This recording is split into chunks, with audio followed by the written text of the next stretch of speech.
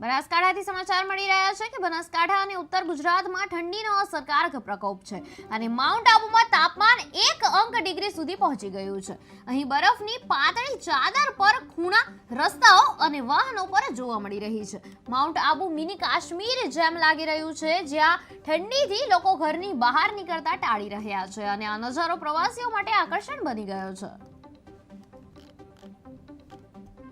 ઠંડી કેવી છે? માઉન્ટમાં આવે છો, ક્યાંથી ફરવા? હું સાહેબ અમદાવાદથી આવ્યો છું અને બધા એવું કહેતા હતા કે માઉન્ટ આબુમાં બરફ થઈ ગયો એટલે અમે સ્પેશિયલ ભાઈબંધો ગાડી લઈને અને માઉન્ટ આબુમાં કેવો બરફ થયો છે એ જોવા માટે અહીંયા આવ્યા છીએ। પણ અહીંયા પગ મૂક્યો આબુમાં એટલે એમ થઈ ગયું કે ચાલુ ખરેખર આ કાશ્મીરમાં આપણે આવી ગયા। સખત ઠંડીનો માહોલ છે અને એનાથી બચવા માટે મફલર, હાથના મોજા, ટોપી ફરજિયાત પહેરવું પડે એમ છે, નહીતર આપણે હાડપિંજર થઈ જાય એવી ઠંડી છે। બરફ જો ફિલિંગ દેખાય બરફ? હા, જોયો ને અમે સાહેબ, અહીંયા સવારમાં આવ્યા ત્યારે અહીંયા ગાર્ડન છે નકી લેકની બાજુમાં, ત્યાં અમે ગાર્ડન છે ને એની ઉપર અમે બરફની ચાદર જોઈ, રીતસર જોઈ। ઓકે, ક્યાંથી આવે છો અને ક્યાં ફરવા આવ્યા? અમે ભાવનગરથી ફરવા આવ્યા હતા, તો સવારે જાગીને જોયું તો ગાડી ઉપર પૂરો બરફ જામી ગયો હતો અને ગાડી પણ સ્ટાર્ટ નહોતી થતી અને ગાડી સ્ટાર્ટ કરવા માટે અમને ઘણી મુસીબત પડી। આમ જોઈએ તો કાશ્મીર તો આપણે ફરવા ના જઈ શકીએ, પણ આપણે માઉન્ટ આબુ આવીએ તો આપણને કાશ્મીર જેવો આનંદ મળી શકે છે। અહીંયા અત્યારે કેવો માહોલ?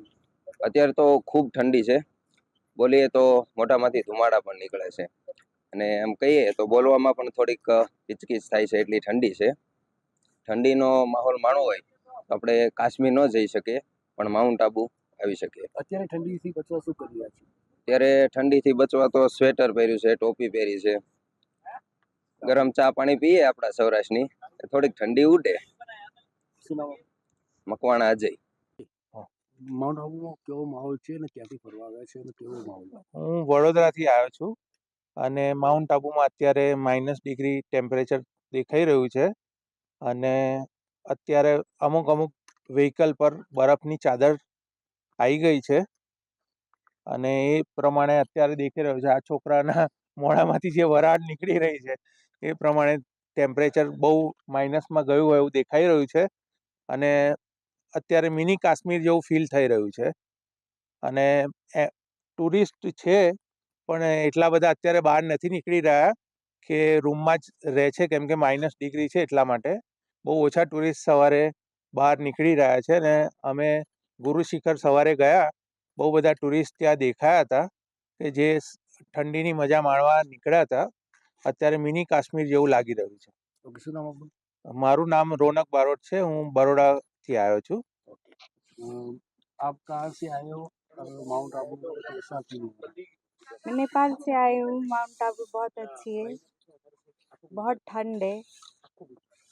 आप लोग स्नोफॉल, आइस होता हुए देखने चाहते हैं तो आ जाइए माउंट आबू में। बहुत ठंडे माइनस पे चला गया है। हम बहुत गुरु शिखर उधर ऊपर गए थे, उधर भी बहुत ठंड था। हम गाड़ी पे ही बैठते रहे, थोड़ी देर तक बाहर उतरने ही नहीं पाए। हम ठंड की वजह से बाहर उतरने नहीं सके।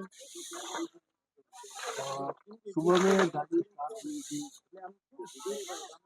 गाड़ी स्टार्ट होने में थोड़ी मुश्किल हुई थी, ठंड की वजह से वो जम गया था, इसलिए। ठंडी से बचने के लिए क्या क्या नुस्खे अपनाए? ठंडी से बचने के लिए चाय पियो, गर्म कपड़ा पहनो। इधर अच्छी चाय मिलती है, बस चाय पियो, गर्म अच्छे कपड़े पहनो। कैसा माहौल था? बहुत अच्छा माहौल।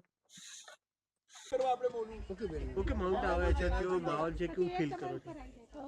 સારું ફીલ કરીએ છીએ। સવારથી જો બધા બહુ મતલબ બહુ જ ઠંડી છે, માઇનસમાં છે અને બધા તાપણી કરી રહ્યા છે, ગાડીઓ પર બરફ જામી રહ્યો છે, બધા જ આમ બહુ વધારે પડતી ઠંડી લાગી રહી છે। અહીંયા તો કોઈ ગુજરાતવાળા તો બહાર જ નથી નીકળતા।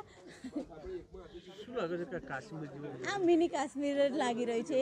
એક જોવા જઈએ તો એક જેવું એવું જ લાગે કે મિની કાશ્મીર જ છે। વહેલી સવારે કેટલા વાગે બહાર નીકળ્યા હતા શરૂઆત? અમે લગભગ 6:30, તો 6:30 તો પૂરું બધે જ બરફ જામેલો હતો। મજા આવી? બહુ જ મજા આવી, બહુ જ મજા આવી. લોકો બહાર હજુ આવ્યા નથી? લોકો બહાર આવ્યા નથી, જે આવ્યા છે એ લોકો ઠંડીનો મતલબ નજારો જોઈ રહ્યા છે, મજા લઈ રહ્યા છે. બીજા લોકો ઠંડી સહન નહીં